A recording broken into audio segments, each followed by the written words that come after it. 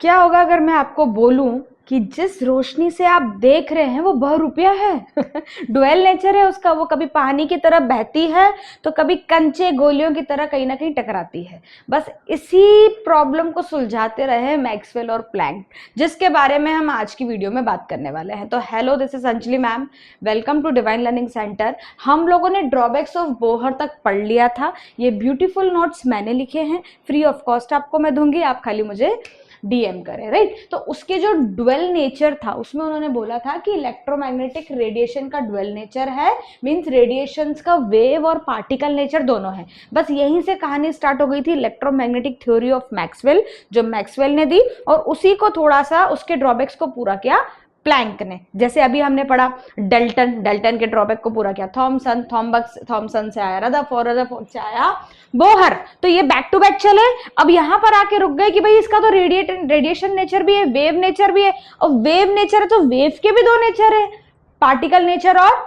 Wave nature. वहां से आए कौन? Maxwell and Planck. तो आज के लेक्चर में हम यही पढ़ने वाले हैं, और ध्यान से पढ़ना, बड़ा इंपॉर्टेंट और बड़ा इंटरेस्टिंग टॉपिक है, राइट। सबसे पहले पढ़ेंगे हम रेडिएंट एनर्जी क्या है, जिसको हम इलेक्ट्रोमैग्नेटिक वेव्स भी बोलते हैं। It is radiant energy word use हो रहा है, और इसको हम इलेक्ट्रोमैग्नेटिक वेव्स भी बोलते हैं। सन से निकलती है बहुत सारी वेव्स, एक स्पेक्ट्रम की तरह निकलती है वेव्स, उसमें अलग अलग वेवलेंथ के बैंड्स हैं। उन वेवलेंथ के बेसिस पे इन वेव्स का अपना अपना नाम है, पहले वेव कैसी होती है देख लो। हम सबको पता है वेव ऐसी होती है, राइट। इसकी कुछ बेसिक टर्म्स जो ऑलरेडी 10th में भी आपने पढ़ी है, but let me revise you कि रेडिएशन जो है वो मोड ऑफ ट्रांसफर है एनर्जी का, एक फॉर्म से दूसरे फॉर्म में, एक बॉडी से दूसरी बॉडी में, एक प्लेस से दूसरी प्लेस में, right, in form of rays और रेडिएशन। इसको आप रे भी बोल सकते हो, इसको आप रेडिएशन भी बोल सकते हो, दोनों में से आप इसको कुछ भी बोल सकते हो। कॉस्मिक रेज हो गई, एक्स रेज हो गई, मेडिकल में कितना यूज है आजकल। अब ये देखो, जो रे है उसमें हाईएस्ट पॉइंट को क्रेस्ट बोलते हैं, लोवेस्ट पॉइंट को ट्रफ बोलते हैं, राइट। क्रेस्ट एंड ट्रफ, एक क्रस्ट से दूसरे क्रस्ट तक या फिर एक ट्रफ से दूसरे ट्रफ तक, किसी को भी ले लो, इसको बोलते हैं वेव की लेंथ, मतलब वेव लेंथ। जो मैक्सिमम हाइट है इसको कैलकुलेट करने जाओगे तो ये एम्पलीट्यूड कहलाएगा, राइट। तो ये कुछ बेसिक टर्म्स आपको पता होनी चाहिए। नेक्स्ट देखें तो वेवलेंथ पता चल गई आपको। फ्रीक्वेंसी का मतलब क्या है कि एक सेकेंड में कितनी नंबर ऑफ वेव्स पास हो रही है, किसी एक पॉइंट से कितनी नंबर ऑफ वेव्स यहां से पास हो जाएंगी, राइट। वेलोसिटी का मतलब क्या है, कितना डिस्टेंस ट्रेवल किया उसने 1 सेकेंड में, वही फॉर्मूला है। एक इंपॉर्टेंट रिलेशन, बहुत important relation, C is equals to mu into lambda. अरे ये म्यू क्या है, क्या म्याऊ है, क्या बिल्ली है, क्या कैट है? नहीं, ये जो म्यू है ये फ्रीक्वेंसी है ना। कौन है ये? फ्रीक्वेंसी है। C क्या है? Speed of light. क्या है? Speed of light. जैसे velocity is equals to distance upon time होता है कि नहीं।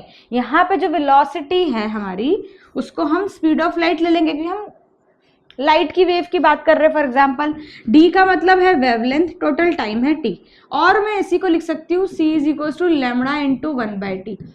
पर यूनिट टाइम में कितनी वेव्स गई उसी को तो फ्रीक्वेंसी बोलते हैं। तो इधर मैं क्या लिख दूंगी? म्यू। तो C is equals to lambda mu, है ना। फिर एक होता है वेव नंबर, जिसको म्यू के ऊपर बार की तरह लिखा जाता है, ठीक है। नंबर ऑफ वेव्स पर मीटर, तो 1/λ ही होता है ये भी। तो 1/λ मतलब एक मीटर में कितनी वेव्स पास हुई, उसको क्या बोलेंगे? वेव का नंबर बोलेंगे। एम्पलीट्यूड मतलब हाइट ऑफ क्रेस्ट और ट्रफ, इसको बोलेंगे, राइट। चलो नेक्स्ट पे जाते हैं, इलेक्ट्रोमैग्नेटिक स्पेक्ट्रम क्या होता है। देखो बच्चों, स्पेक्ट्रम जो है ना वो कई वाइड रेंजेस में आता है। इलेक्ट्रोमैग्नेटिक रेडिएशन का बैंड दिखाती हूँ। रेडिएशन का जो बैंड होता है बच्चों, वो किस तरीके से दिखता है? देखो, सन से अलग अलग लाइट्स आती है ना, हमें पता है।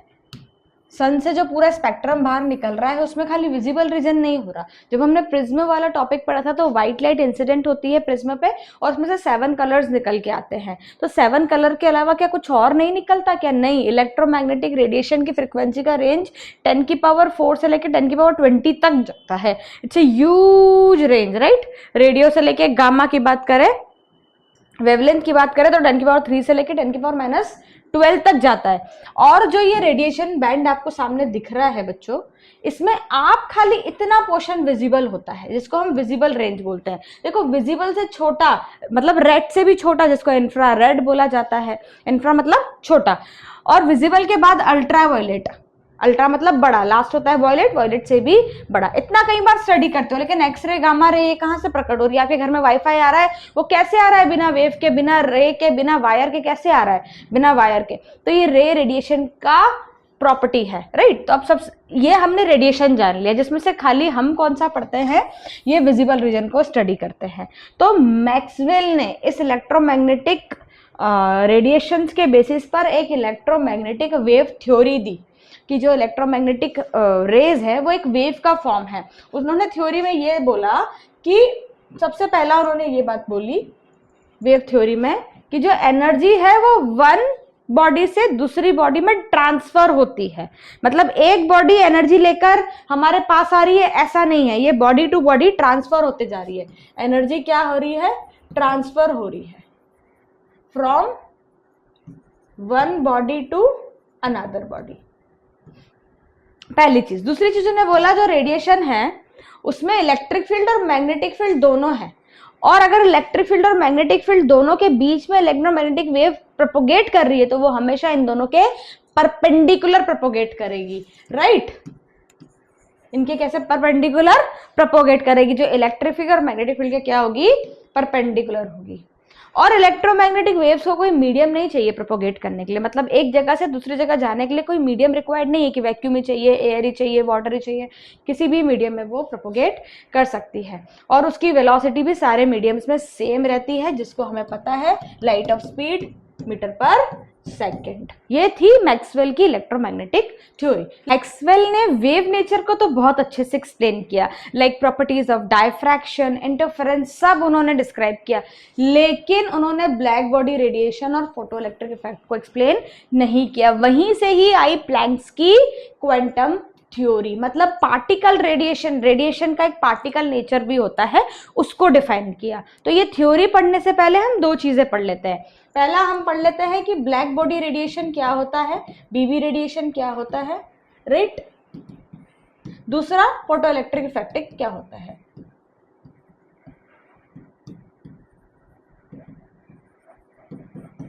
बहुत इंपॉर्टेंट है बीबी रेडिएशन। जैसे घरों में बीबी बहुत इंपॉर्टेंट है, वाइफ बड़ी इंपॉर्टेंट है, वैसे ही केमिस्ट्री में बीबी रेडिएशन बड़ा इंपॉर्टेंट है। चलो, तो किसी भी सॉलिड को जब हम हीट करते हैं, किसी भी सॉलिड को मैं क्या कर रही हूँ? हीट करते हैं, तो इसमें से ना बच्चों कुछ रेडिएशन बाहर आते हैं। क्या आते हैं? रेडिएशन बाहर आते हैं। रेडिएशन कैसा है? वेव है, तो एक वाइड रेंज ऑफ वेवलेंथ के फॉर्म में ये बाहर आएंगे, राइट। इसमें से वेवलेंथ के फॉर्म में ये बाहर आएंगे। तो ये जो वेवलेंथ इसमें से आएगी वो बहुत छोटी भी हो सकती है, इन्फिनाइटली स्मॉल भी हो सकती है, और यही वेवलेंथ इन्फिनाइटली लार्ज भी हो सकती है, दोनों में से ही हो सकती है। तो एक ब्लैक बॉडी कब कहलाती है? What is a ideal black body? तो अगर ये जो ऑब्जेक्ट जिसको मैं हीट कर रही थी, सॉलिड को जिसको मैं हीट कर रही थी, उसको मैं ब्लैक बॉडी कब बोलूंगी? उसको मैं ब्लैक बॉडी तब बोलूंगी जब वो कंप्लीट इमिशन या कंप्लीट एब्जॉर्प्शन करे, कुछ भी छोड़े नहीं। बीवी किसी भी चीज के लिए छोड़ती है किसी को? नहीं छोड़ती। वैसे ये बीवी भी नहीं छोड़ता। तो ये वो बॉडी है जो इमिट या एब्जॉर्ब, सारी फ्रीक्वेंसी को इमिट कर दे या सारी फ्रीक्वेंसी को एब्जॉर्ब कर दे, उसी को तो आइडियल बीवी बोलेंगे। जो छोड़ दे, माफ कर दे, वो बीवी कैसी? तो बस यही आइडियल बीवी भी है ना। तो ऐसी बॉडी को ब्लैक बॉडी। इसी में नेक्स्ट है बच्चों photo electric effect, right. Photo electric effect का मतलब क्या होता है? किसी भी सॉलिड में से, किसी भी मेटल की सरफेस में से हम क्या करते हैं? मेटल को इजेक्ट, इलेक्ट्रॉन को इजेक्ट करवाते हैं। इजेक्ट करवाते हैं मतलब जबरदस्ती बाहर निकालते हैं। वो खुद से नहीं निकल रहा, हम उसको जबरदस्ती निकाल रहे हैं। कैसे निकालेंगे? सबसे पहले क्या करेंगे? मैं इसके ऊपर एक इंसिडेंट लाइट फेंकूंगी। ऐसी लाइट फेंकूंगी जिसकी फ्रिक्वेंसी क्या होगी? इस इलेक्ट्रॉन की एनर्जी से ज्यादा होगी। मेरे को अगर किसी हैवी ऑब्जेक्ट को धक्का मारना है तो मैं कब मार पाऊंगी? जब मेरा मास उसके मास से थोड़ा ज्यादा होगा, राइट, तभी कोशिश करूं ना, एक चींटी हाथी को बोले धक्का मार तो कैसे मारेगी भैया, तो बस यही बात है। तो ये जो फ्रीक्वेंसी लेनी है ना बच्चों, इसकी एनर्जी ज्यादा लेनी है इस इलेक्ट्रॉन की एनर्जी से। अब ऐसी फ्रीक्वेंसी को थ्रेशोल्ड फ्रीक्वेंसी बोलते हैं। किसको बोलते हैं थ्रेशोल्ड फ्रीक्वेंसी बच्चों? थ्रेशोल्ड फ्रीक्वेंसी इसको बोलते हैं जो इलेक्ट्रॉन की एनर्जी से ज्यादा हो, जिसमें कैपेबिलिटी हो इलेक्ट्रॉन को धक्का मारने की, राइट। तो वो थ्रेशोल्ड फ्रीक्वेंसी होती है जिसको म्यू नॉट से हम डिनोट करते हैं। तो अब ये क्या होगा, इस सबसे पहले तो ये फ्रीक्वेंसी यहाँ पर आएगी, ये इलेक्ट्रॉन को धक्का मारेगी। कब तक धक्का मारेगी? जब तक वो इस मेटल की सरफेस से बाहर नहीं निकल जाए। तो जब तक ये मेटल की सरफेस से बाहर नहीं निकल जाए, जब तक ये फ्रीक्वेंसी इसके ऊपर क्या करेगी, वर्क करेगी। इसीलिए इतने एरिया को हम बोलते हैं वर्क फंक्शन। क्या बोलते हैं? Work function. यहां से यहां तक इलेक्ट्रॉन को ले जाने के लिए जो फ्रीक्वेंसी की जरूरत थी उसको वर्क फंक्शन बोलेंगे, जिसको x से डिनोट करेंगे। x is also known as work function, जिसकी वैल्यू h न्यू नॉट होगी, क्योंकि फ्रीक्वेंसी की वैल्यू क्या होती है बच्चों? हाँ, फ्रीक्वेंसी की एनर्जी की वैल्यू क्या होती है? h new. एच न्यू, ये एनर्जी जो यहां से यहां ले जाने में काम कर रही है, उसी को हम क्या बोलेंगे? Work function. तो ये वर्क फंक्शन वो एनर्जी है जो इलेक्ट्रॉन को यहां से धक्का देके यहां तक ले जाने के काम आ रही है। हमें एनर्जी कितनी देनी है? जो इस इलेक्ट्रॉन की एनर्जी से ज्यादा हो, ताकि वो उसको धक्का देके पुश करके बाहर निकल जाए। अब ये इलेक्ट्रॉन यहां से बाहर निकल जाएगा, राइट। तो अब इससे क्या हुआ, इसको बोलेंगे फोटो इलेक्ट्रिक इफेक्ट। कि फोटो मतलब लाइट को इंसिडेंट करवा करके हम किसी इलेक्ट्रॉन को उसकी पोजीशन से निकाल सकते हैं। This is known as photo electric effect. तो जो काइनेटिक एनर्जी होगी इजेक्टेड इलेक्ट्रॉन की, इलेक्ट्रॉन यहां से निकलेगा तो उसकी कुछ काइनेटिक एनर्जी होगी, वो किस पे डिपेंड करेगी कि आपने इंसिडेंट फ्रीक्वेंसी कितनी दी थी। जितना भारी ऑब्जेक्ट से लाइट ऑब्जेक्ट को धक्का मारोगे, एक ट्रक और साइकिल की टक्कर हो जाए तो साइकिल कहां जाके गिरेगी, राइट। वही अगर साइकिल और एक स्कूटर की टक्कर हो जाए तो साइकिल थोड़ा ही दूर जाके गिरेगी। क्यों? क्योंकि जो इंसिडेंट, जो टक्कर मारने वाली फ्रीक्वेंसी है, उस पर डिपेंड करता है कि दूर जाके गिरने वाले की काइनेटिक एनर्जी कितनी होगी। तो kinetic energy of ejected electron depend on the incident frequency, right. दूसरा इसमें से क्या सीखे कि काइनेटिक एनर्जी जो है वो इंडिपेंडेंट होगी इंटेंसिटी की। मतलब इंटेंसिटी से हमको कुछ लेना देना नहीं है, कितनी इंटेंसिटी से वो आके पड़ रही है उससे कोई फर्क नहीं पड़ रहा है, राइट। फोटो इलेक्ट्रिक इफेक्ट जो इधर आप कर रहे हो वो डिपेंड करता है इंटेंसिटी ऑफ लाइट के। तो फोटो इलेक्ट्रिक इफेक्ट डिपेंड करेगा किस पे? इलेक्ट्रॉन का मोशन हो गया मतलब करंट आ गया कि नहीं? करंट, फोटो इलेक्ट्रिक करंट जो है वो डिपेंड करेगा इंटेंसिटी ऑफ लाइट पे, कि लाइट कितने इंटेंसिटी से आई थी। चौथा, इलेक्ट्रॉन का ejection, photo electric effect can be happen in any medium even those in vacuum. उसको मीडियम की जरूरत नहीं है। तो इजेक्शन जो है it is a spontaneous process, it is a spontaneous process, कभी भी हो सकती है ना। चलो नेक्स्ट इज प्लैंक्स की थ्योरी क्या थी भाई। अभी हमने फोटो इलेक्ट्रिक इफेक्ट और ये तो पढ़ लिया, प्लैंक की थ्योरी क्या थी। तो जो ये ब्लैक बॉडी रेडिएशन और फोटो इलेक्ट्रिक इफेक्ट जिसको मैक्सवेल ने डिफाइन नहीं किया, जो मैक्सवेल का ड्रॉबैक हो गया, उसी को डिफाइन करते करते कौन आया? प्लैंक्स की क्वांटम थ्योरी आई। क्या बोला उसने ये बोला एनर्जी जब भी कोई बॉडी एब्जॉर्ब करता है या एमिट करता है तो उसको एमिट या एब्जॉर्ब करता है डिसकंटिन्यूअस फॉर्म में, जिसको बोला जाता है स्मॉल पैकेट्स में वो या तो देता है या तो स्मॉल पैकेट्स में वो एब्जॉर्ब करता है। और इन स्मॉल पैकेट्स को बोला जाता है बच्चों क्वेंटा। क्या बोला जाता है? सेंटा नहीं, क्वेंटा। क्या बोला जाता है? क्वेंटम। और यहीं से क्वांटम मैकेनिक्स आया था, जो आगे चल के डिटेल में पूरी एक बुक पढ़ोगे, है ना। तो इसको बोला जाता है क्या? क्वेंटा। और साथ ही साथ जो ये क्वेंटास है, जो ये एनर्जी पॉकेट्स है, इसको फोटॉन्स भी बोला जाता है। क्या बोला जाता है? फोटॉन्स। फोटो खींचते हो ना, उसको फोटो क्यों बोला था? क्योंकि लाइट से खींचते हो और लाइट के पार्टिकल्स को फोटॉन्स बोलते हैं। यहीं से खींचा, मेरा फोटो खींचो फोटो खींचो, तो ये फोटो इसीलिए खींचो क्योंकि फोटो का मतलब है पार्टिकल्स ऑफ लाइट। तो एनर्जी जो है फोटॉन्स की वो फ्रीक्वेंसी पे डिपेंड करती है, एच न्यू।